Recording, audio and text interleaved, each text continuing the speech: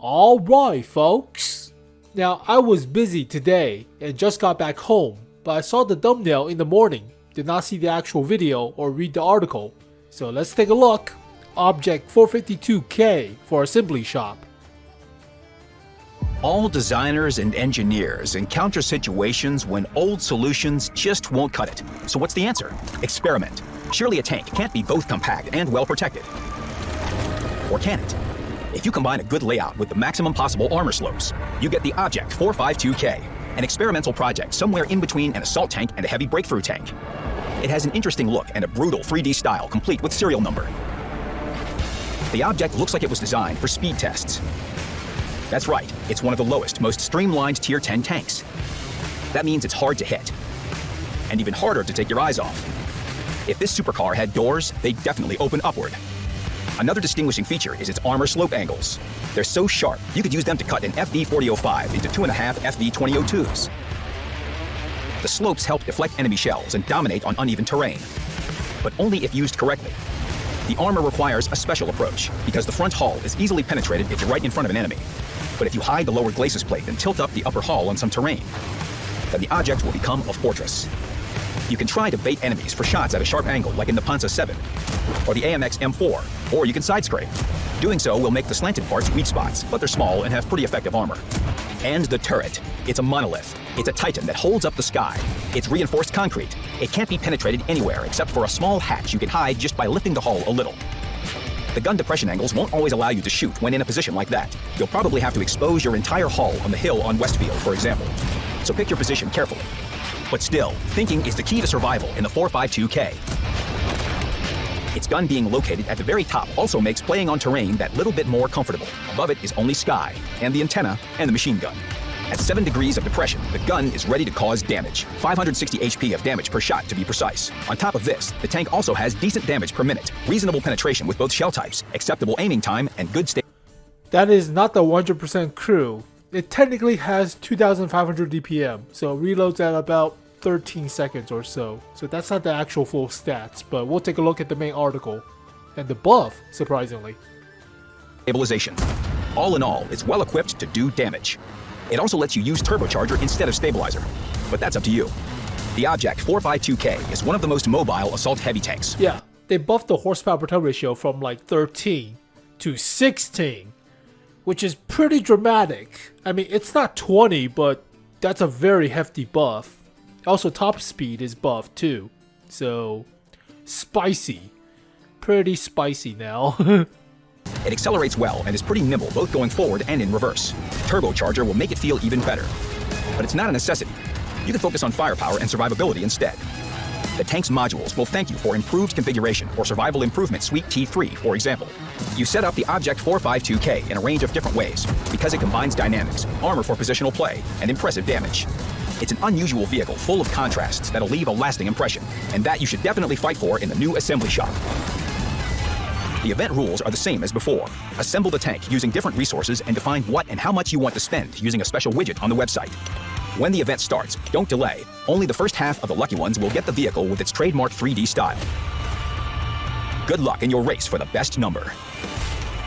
So, unlike the Russian server where they could use premium days, up to like 7% or something, but it's the regular, same old assembly shop, but yeah, this thing has a different starting time than what we're used to. It's 12 o'clock in the afternoon. It's not prime time. That's going to be a big bummer to those of you who have jobs and other stuff, right? Who are busy. So originally for the 𝗵𝗃𝗃, it's 9 o'clock on the eastern seaboard. That's prime time, right? 6 o'clock for the Pacific, California thing. But yeah, 8 o'clock for the Lion, so 5 o'clock in the afternoon for the West Coast, but it was 6 o'clock in the morning for the Object 780. So the timing on this thing is right? 12 o'clock in the afternoon. That is... Alright, 5,000 vehicles on North America. 15,000. So only a third now Wow, they cut down.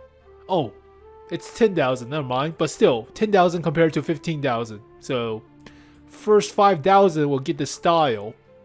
But, yeah, down from 15,000. Yeah, down from 15,000 of the Lion. And there were 20,000 Object 780, with 7,000 of those with the skin. But, so it's more exclusive of a tank per se, or rare of a tank, but yeah, the same practically mechanic of the assembly shop thing. If you come first, you get a style. If you come later, you get a basic version. Yep. Only 5,000. So research wise or resource wise, looks to be about the same. Give me a split second to make a comparison. So let's check everything. There was inflation between the Lion and the Object 780. So it costs like 25% more. Yeah. 10,000 free XP compared to 8,000. So yeah, inflation happened on last year's assembly shop compared to the year prior.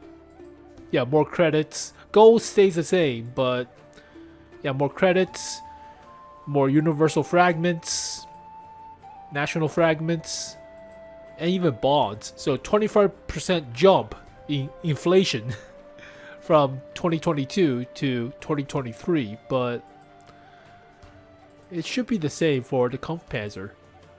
Yeah, it's the same for the 𝗵𝗃𝗄𝗃. So let's check out if the price, actually, all three are the same. So, alright. The same price for the object for 452K. So, the same resource, no premium day, like what the Russian server. They could use premium day as resource, but yeah, same loadout. Alright, fine. 22%, 36 total. There should be a blueprint limit for percentage. The hell? 36%. 14 with universal, 22 with national ones. Yep, the same as with the blueprint fragment of years prior. Yep, that's the same. Blueprint example, blueprint.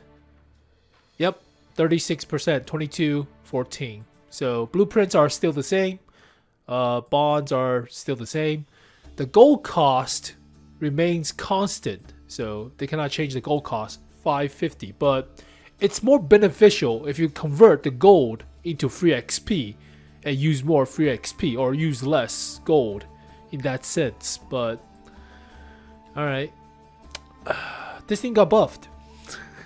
We'll do a recap video on this vehicle coming right up, but they buffed it. You saw with the 16 horsepower per ratio, originally it was like 13. Currently it's 13.64.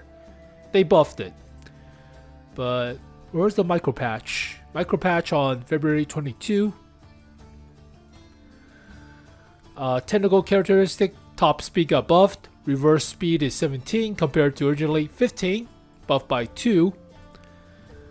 And engine power has been increased. So 13.6 to 16, which is still pretty hefty, but how does it compare with a 780, right? It has a 4-man crew, which is a lot better than the 3-man crew on the 780, but also a 130mm with more alpha.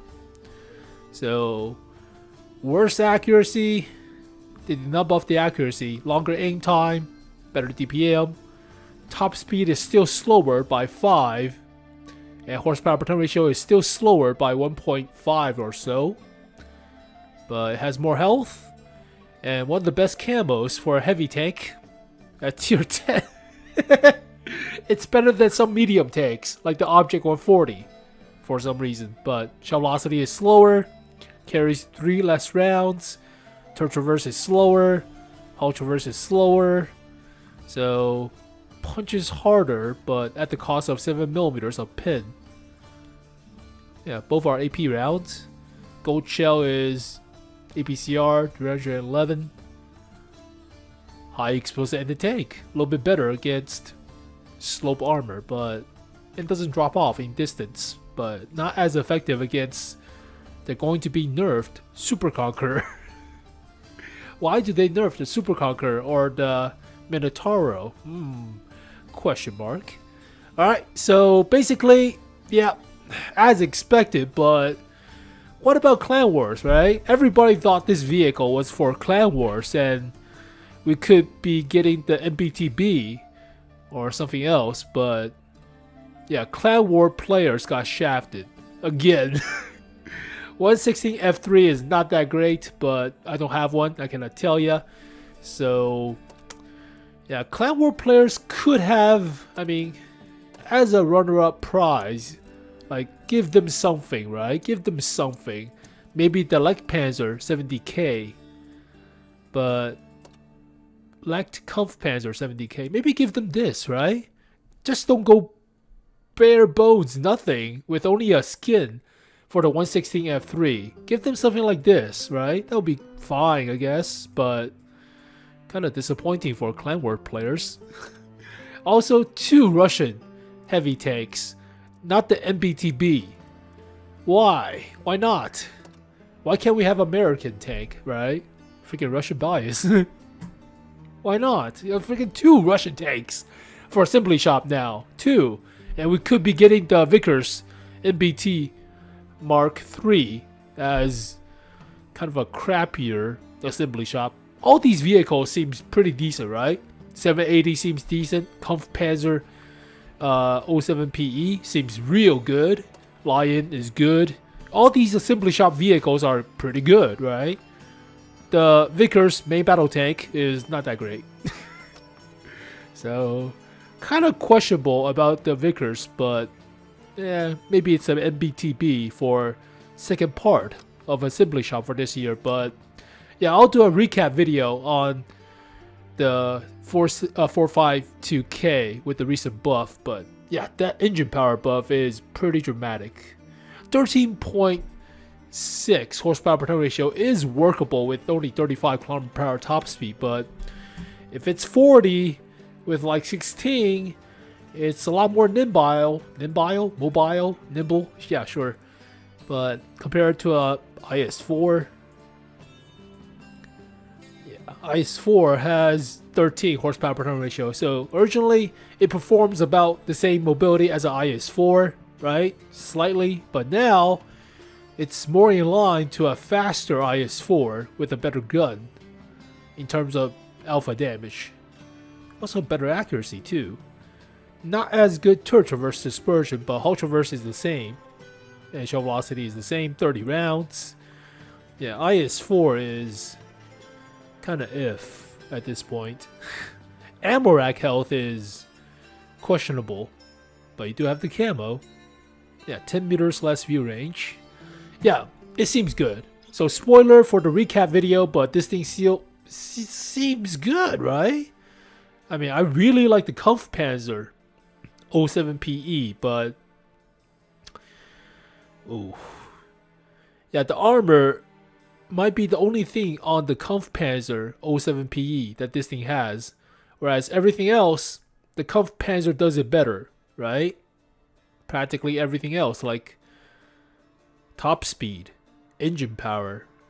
But then again, 16 to 16.8 is about the same, but DPM, yeah, and accuracy, aim time, dispersion.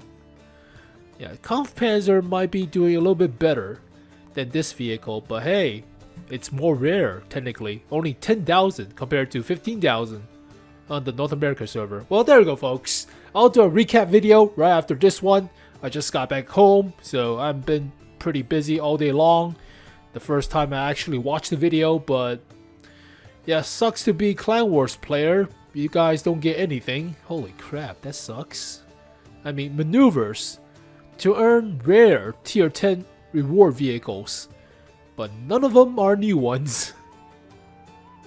Yeah, 116 F3, it got nerfed. The 𝗥𝘂𝘀𝘀𝗶𝗿 45T, meh. It's like a projectile, but not as good, or so. And the T95E6, it's meh. So those three were the recent ones, right? They removed the M60 from the Fame Point shop, but you can get it for bonds anyways. But yeah, you cannot get a chieftain. No chieftain.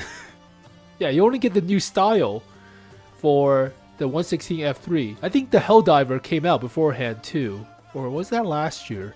This is obviously last year, around December, but yeah, that really sucks for Clan Wars players.